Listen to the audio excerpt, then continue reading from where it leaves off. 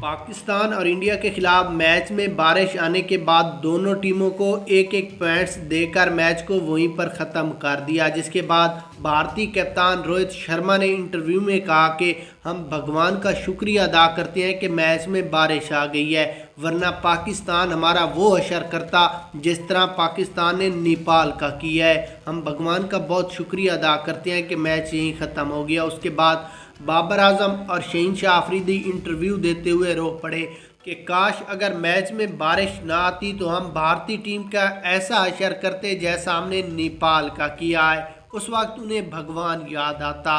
हमें अफसोस ये है कि आईसीसी ने जो फैसला सुनाया है, आईसीसी ने दोनों टीमों को एक एक पॉइंट्स दे दिया। आईसीसी को चाहिए था कि ये मैच कम ओवरों पर मुश्तमिल होकर ये मैच दोबारा शुरू होना चाहिए था, लेकिन अफसोस हमारे बस में कोई बात नहीं।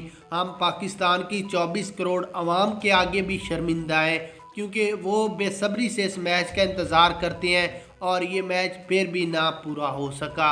हम उम्मीद करते हैं कि आगे जो भारत के खिलाफ मैच है उसमें हम अपनी अच्छी परफॉर्मेंस दिखाकर इंडिया को एक तारीखी बरतनाक शिकस्त देकर इस मैच का बदला हम अगले मैच में लेंगे।